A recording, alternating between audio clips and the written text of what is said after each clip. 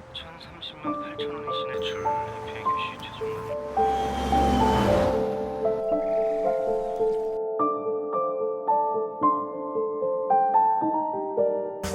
입니다.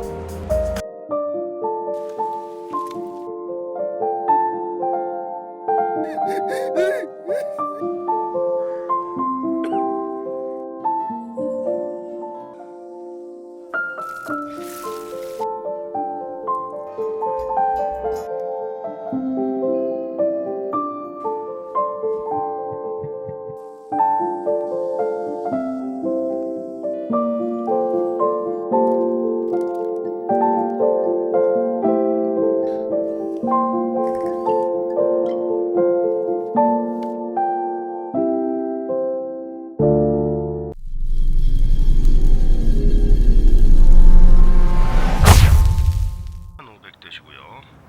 2억 1,030만 8천 원이 신해. Film dibuka oleh adegan tokoh utama bernama Kim yang lagi dikejar utang pinjol. Karena itu dia berdiri di ujung jembatan untuk mengakhiri hidupnya yang tanpa harapan.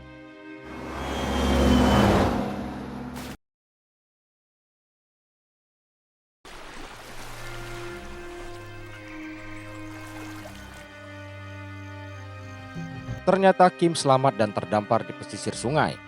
Secara ajaib kacamatanya juga selamat tapi tidak dengan sebelah sepatu dan HP-nya yang kemasukan air. Kim merasa hidupnya sangat gagal, bahkan bundir pun gagal. Dia mulai menyesali kenapa tadi tidak lompat dari gedung 63 lantai di dekat jembatan. Apapun itu, nasi udah jadi bubur. Kim lalu berkeliling untuk mencari jalan keluar dari tempat dia berada sekarang.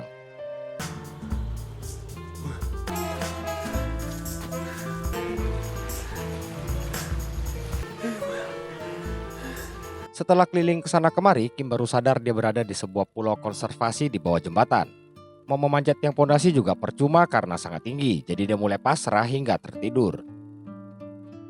Kim terbangun oleh suara kapal dari kejauhan.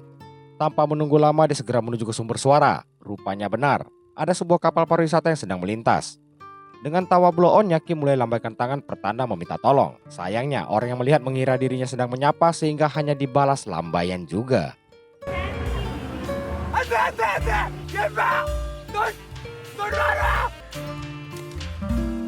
Kim membuat tanda SOS di pasir bertuliskan tolong dan berharap ada yang melihatnya. Namun beberapa saat menunggu upayanya belum membuahkan hasil. Kemudian dia ambil HP-nya yang lagi dikeringkan dan berharap masih berfungsi. Sebelum coba, gak lupa Kim berdoa dulu dan jeng jeng, doa mengubah segala sesuatu sebab HP Kim menyala. Namun baterainya sekarat layaknya nasib bangsa ini.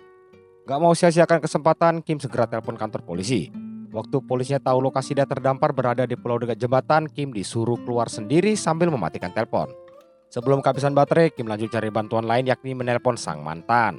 Akibat hubungan kandas dengan cara yang tidak baik dulu, sang mantan langsung menutup telepon Kim tanpa diberi kesempatan menjelaskan. Tiba-tiba HP-nya bunyi. Waktu diangkat rupanya itu operator provider SIM card HP-nya yang nawarin paket nelpon dari mana aja. Kim coba minta si operator untuk mencarikannya bantuan, namun baterai keburu habis total.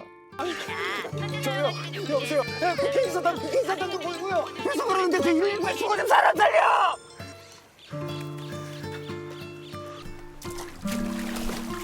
Masih ada satu cara lagi untuk selamat, yaitu berenang. Setelah siapkan mental dan semangat, Kim mulai berjalan ke tengah sungai, tapi rupanya dia gak bisa berenang. Blok.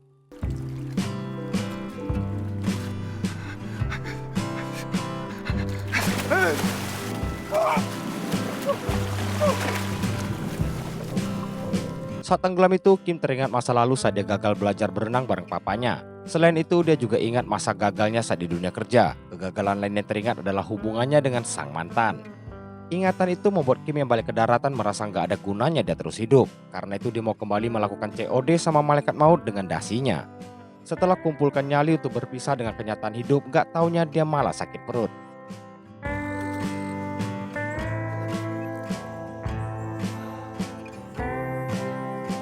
Selagi buang hajat, dia melihat bunga salvia. Kim dekati untuk mengambil dan menghisap saripatinya. Kim yang merasakan sensasi rasa yang dulu pernah ada mulai menangis sambil menyesali setiap jengkal kegagalan hidupnya.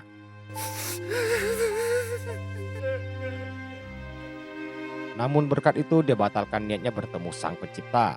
Dia putuskan untuk coba teruskan hidup di pulau tersebut dengan meminum air sungai dan asal makan jamur yang ditemui. Kemudian dia coba bikin api ala manusia primitif tapi belum membuahkan hasil. Gokilnya dia keluarkan uduk dan dibakar pakai korek gas. Apa maksud kawan nih? Blok. Malamnya ditemani api unggun yang entah dinyalakan pakai apa, Kim mulai membongkar dompetnya dan satu persatu kartu kredit yang tertunggak dibuang. Di dalam kesendiriannya di sana, Kim mulai alami stres. Dia berteriak-teriak sendiri ke arah gedung-gedung tinggi sambil buka celana. 안 보이냐? 이래도 불량이야 이래도? Singkat cerita, besoknya Kim kumpulkan barang-barang rongsok yang masih bisa dia manfaatkan. Gak jauh jalan dia temukan sebuah perahu bebek. Kim yang bermimpi memiliki rumah sendiri kini impiannya terkabul sebab perahu bebek itu dijadikan rumahnya di pulau. Dan seiring berjalannya waktu, tulisan tolong di pasir berganti menjadi halo. Selain itu, Kim juga membuat jaring sendiri guna menangkap ikan. Dia coba menangkap bebek, menjebak burung dara, menombak ikan yang malah kena kaki sendiri sampai coba panjati pohon demi telur burung. Sayangnya bukan telur malah dapat ee-nya. Alhasil, ujung-ujungnya tetap makan jamur liar. Untuk jernihkan kepala, Kim keramas di sungai menggunakan deterjen baju. Gak taunya, ikan-ikan langsung mengambang karena keracunan. Berkat itulah Kim bisa makan malam ikan bakar bumbu deterjen.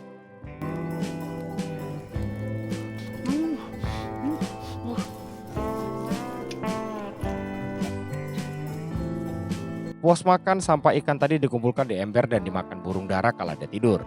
Lagi-lagi Kim dapat bonus karena burung daranya modar keracunan juga.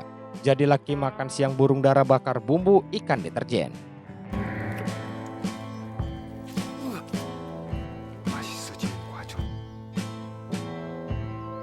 Habis makan, Kim rebahan di padang rumput sambil menikmati kesendiriannya. Setelah Kim, kita pindah ke toko lain yakni seorang ciwai pelaku hikikomori. Hikikomori ialah suatu fenomena di mana seseorang menarik diri dari dunia sosial dan berdiam diri di rumah untuk jangka waktu panjang akibat suatu alasan tertentu. Bisa karena merasa gagal dalam hidup, hilang percaya diri, ataupun dikucilkan. Hal tersebut membuat gadis bernama Jung Yun ini ikut mengidap dissociative identity disorder yang membuatnya berpura-pura hidup sebagai orang lain di dunia maya. Selain itu, dirinya juga menderita hoarding disorder, yaitu doyan numpukin sampah di kamar. Selama 3 tahun, Jung Yun terus mengurung diri di kamar hingga berkomunikasi sama orang tuanya sendiri pun dia tidak mau. Saat ditanya dari luar kamar, Jung Yun memilih membalas dengan pesan singkat dari HP-nya. Jung Yun menciptakan dunianya sendiri. Dia tidur dalam lemari beralaskan bubble wrap. Dia bangun setelah papanya berangkat kerja, lalu dia sarapan, kemudian jalan di tempat sebanyak 3.000 langkah. Setelah itu kembali jadi orang lain di dunia maya yang dia anggap adalah pekerjaan. Dan kalau keluar kamar harus tunggu mamanya pergi. Hal itulah rutinitas Jung Yun setiap hari dalam kamar. 새로운 인생을 설계하고 자기 개발에 매진합니다. Jung Yun memiliki hobi yaitu setiap malam dia suka memotret bulan. Dan untuk menutup aktivitas harian dia akan berjalan 1.000 langkah agar dirinya capek sebelum akhirnya tertidur. 레드, 선, 봄이 한 번, 가을이 한 번. Ada 2 hari dalam setahun yang paling ditunggu Jung Yun. Di hari itu setiap jam 2 Jung Yun akan memakai helm dan membuka jendelanya untuk memotret jalanan kota yang kosong. Sebab setiap 6 bulan Korea Selatan menerapkan simulasi evakuasi bencana selama 20 menit. Karena itu jalanan kosong melompong. Namun di hari itu Jung Yun mendapati sesuatu yang berbeda. Ternyata dia melihat tulisan tolong di pasir yang ditulis Kim tempo hari. Setelah mencari kesana kemari dengan lensa kameranya, dia melihat saat Kim hendak gantung diri dengan dasi.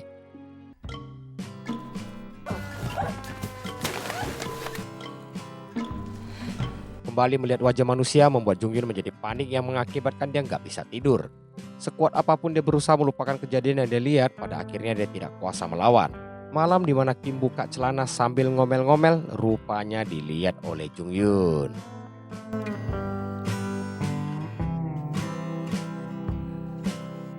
나의 생명체다.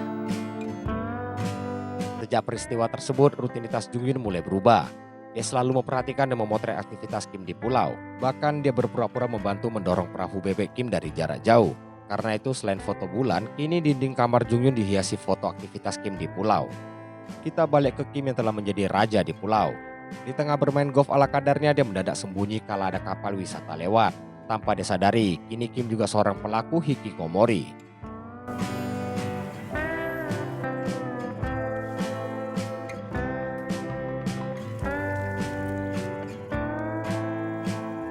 Waktu sembunyi, gak sengaja Kim menginjak sisa bungkusan plastik mie kacang hitam yang di dalamnya masih terdapat bumbunya. Bungkusan itu Kim bawa ke perahu bebek untuk dibaca komposisi bahannya.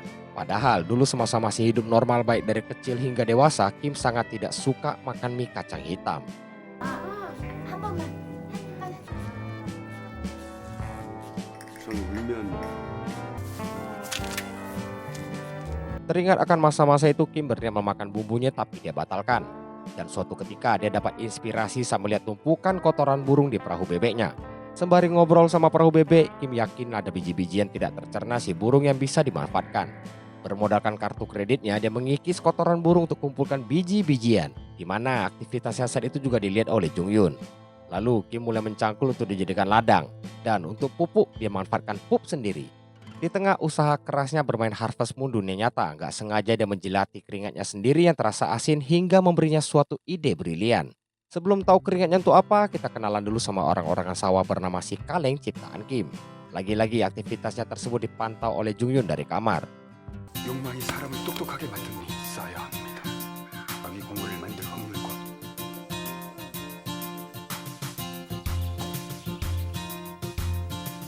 Saat bersantai, Kim membaca tulisan harapan pada bungkus mie kacang hitam. Bagi dirinya dan Jung Yun yang kini tahu Kim merindukan mie tersebut, harapan hanyalah sebuah hal semu dalam hidup. Kemudian tanpa sadar Jung Yun udah 2 bulan terus mengamati sambil mengoleksi foto Kim di pulau.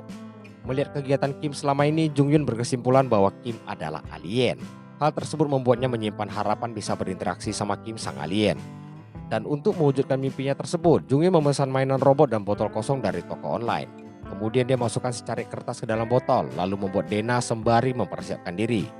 Setelah memakai helmnya, ibarat jalankan misi spionase, Jung Yun keluar kamar secara senyap dan mungkin baru injakan kaki keluar rumah sejak 3 tahun lalu. 왜 또 한 번?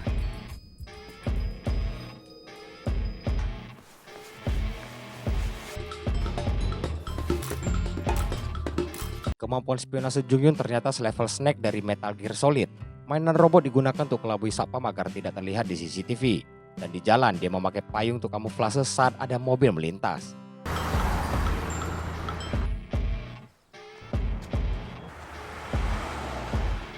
Gak lama Jung Yun tiba di jembatan dekat pulau Kim berada. Dia segera keluarkan botol berisi kertas tadi untuk dilempar ke pulau seraya berharap Kim menemukannya. Singkat cerita, bangun tidur dia langsung memeriksa keadaan. Begitu lihat tulisan di pasir nggak berubah, Jung Yun auto kecewa.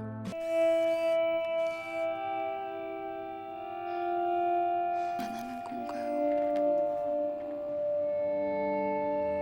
3 bulan berlalu dan Kim belum menemukan botol tersebut. Kim sendiri telah 5 bulan di pulau dan itu membuatnya menjadi seorang ahli bertahan hidup di alam liar. Dia menangkap ikan dengan perangkap, jago manjat demi nyolong telur burung yang dimasak dengan peralatan paling modern di pulau tersebut. Selain itu, kini makanannya ada rasa dari bumbu spesial ala Kim. Botol bumbu cair tadi ternyata berisikan keringatnya yang memberi rasa asin pada makanan. Genius! Tiba-tiba Kim dikagetkan pemandangan sebatang tunas yang tumbuh layaknya harapan hidup diri Kim.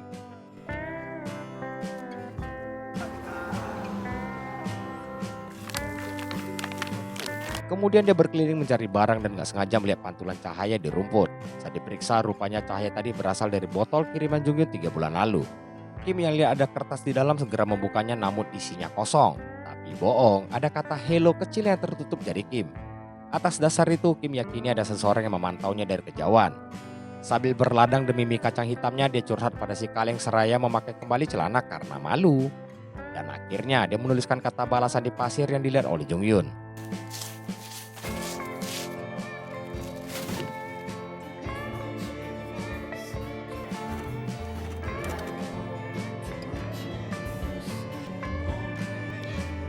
Jung Yun yang senang pesannya dibalas si alien Kim lanjut melemparkan pesan baru ke pulau. Gak perlu waktu lama pesan baru itu ditemukan Kim. Kali ini isinya berbunyi, "Fine, thank you, and you?" Tanpa buang waktu Kim membalasnya, "Fine, thank you." Kebahagiaan Kim itu dia bagi bersama si Kaleng. Saat membetulkan kepala si Kaleng, Kim menemukan sesuatu yakni pokok jagung yang mulai berbuah.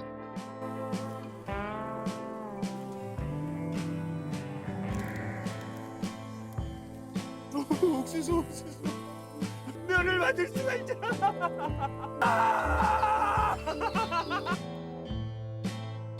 Suatu hari, Jung Yun tiba-tiba memesan sesuatu. Saat kurir bernama Dedi, kependekan dari dedikasi, sampai di rumahnya, dia dapati catatan dan uang pembayaran lalu pergi menyewa perahu bebek. Untuk apa? Untuk mengantar mie kacang hitam kepada Kim. Ini baru karyawan terbaik namanya. Tiba di sana, Dedi menemukan tempat tinggal Kim. Namun akibat lama nggak jumpa manusia, Kim berusaha menghindar. Dedi nggak pedulikan dan keluarkan pesanan 3 jenis mie kacang hitam dari Jungyun untuk Kim. Saat Dedi hendak pergi, Kim menanyainya rupa si Jungyun yang juga tidak dia ketahui. Selain itu, mie tersebut Kim tolak yang dilihat langsung oleh Jungyun. Alhasil, perjalanan Dedi yang sangat berdedikasi ini jadi sia-sia.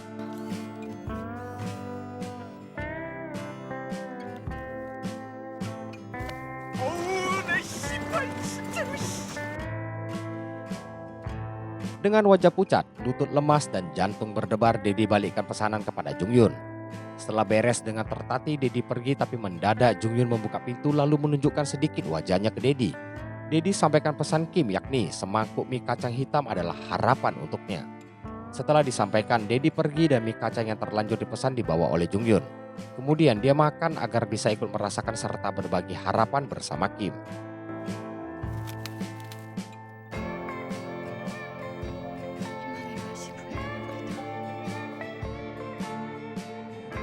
Esoknya, seperti biasa, Mama Jungyun tanya apa butuh sesuatu.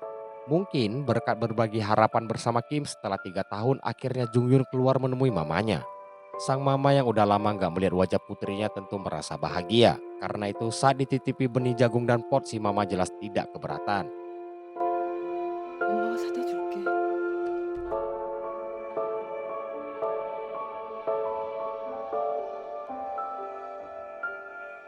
Singkat cerita, sadar udah buat kesalahan, Jungyun kirimkan pesan maaf pada Kim.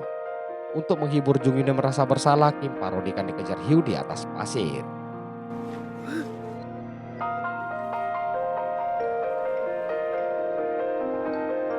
Tibalah hari yang ditunggu Kim. Semua bahan untuk membuat mie kacang hitam sudah lengkap. Kini saatnya dia membuat dan memasak mie pemberi harapan hidupnya.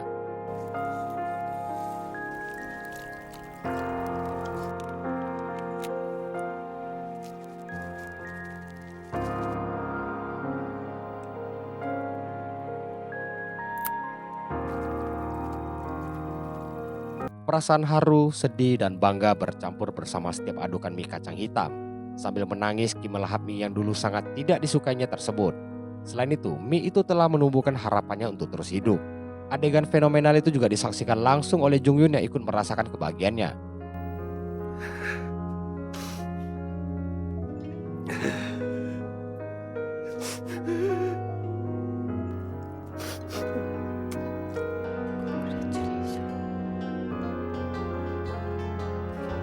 Sejak itu, Jungyun tidak lagi merasa nyaman tidur dalam lemari. Dia keluar dan tidur di dekat tanaman jagungnya, lalu esoknya dia kirimkan ucapan selamat pada Kim. Pesan itu membuat Kim mulai merasakan kesepian. Dia ambil HP-nya yang udah gak fungsi dan berpura-pura ngobrol sama Jungyun hingga melahirkan harapan baru, yaitu bisa saling bertemu. Untuk itu, dia membuat sebuah pesan baru pada Jungyun. Saat bangun, setelah menyiram jagungnya, Jungyun lanjut memantau Kim serta mencetak pesannya, yakni siapa kamu. Pesan itu membuat Jungyun panik sehingga dia berusaha mencari foto orang lain untuk ditunjukkan pada Kim. Namun malamnya waktu siap melempar, ternyata Jungyun batalkan. Padahal besoknya Kim berusaha mencari pesan balasan.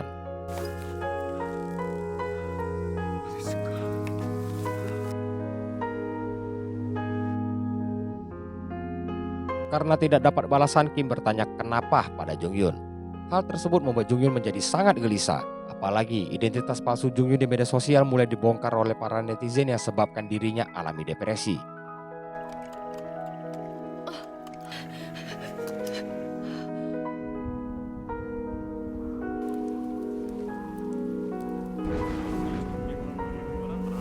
Dan di malam yang sama, badai hujan menerjang Kim di pulau. Badai itu sampai merusak ladangnya dan si kaleng. Selain itu, Kim harus kehilangan rumah perahu bebek layaknya Luffy yang kehilangan Going Merry.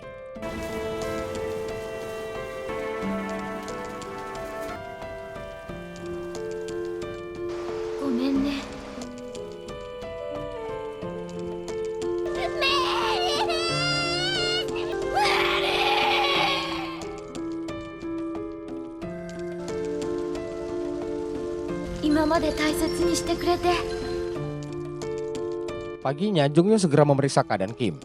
Setelah melihat kalau Kim selamat, Jung Yun pun merasa lega. Namun, Kim yang kehilangan segalanya marah hingga menuliskan pesan makian kepada Jung Yun yang disaksikan langsung olehnya. Di saat bersamaan, tiba-tiba muncul dua petugas lingkungan di pulau yang kagetkan Kim dan Jung Yun. Kim yang gak mau diusir segera kabur dari para petugas sehingga aksi kejar-kejaran terjadi. 우리 지금 정하자고. 아이씨.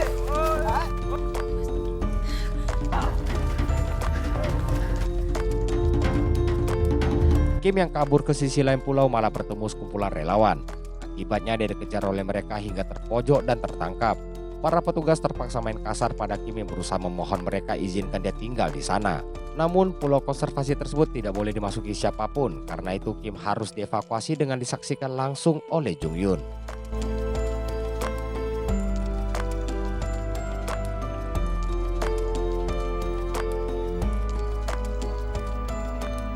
Jung Yun yang menemukan harapan sejak melihat Kim merasa tidak siap kehilangan dirinya.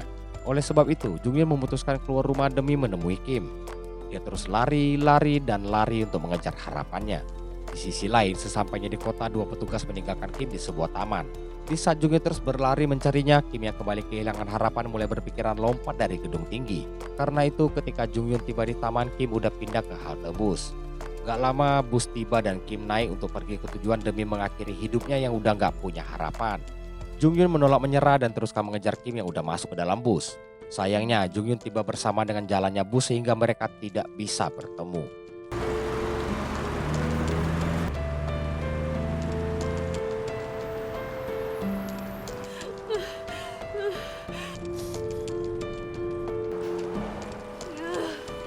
Malaikat Cupid berkendak lain.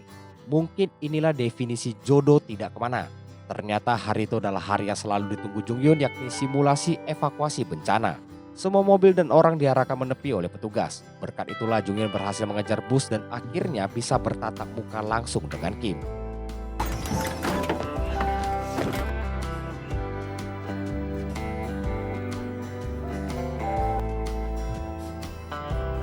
Kim yang belum pernah tahu wajah Jung Yun awalnya bingung. Namun perlahan-lahan dia mulai sadar kalau Jung Yun adalah orang yang ingin dia temui selama ini. Keduanya pun tersenyum penuh haru lalu bus kembali berjalan membawa keduanya menuju harapan baru dalam hidup.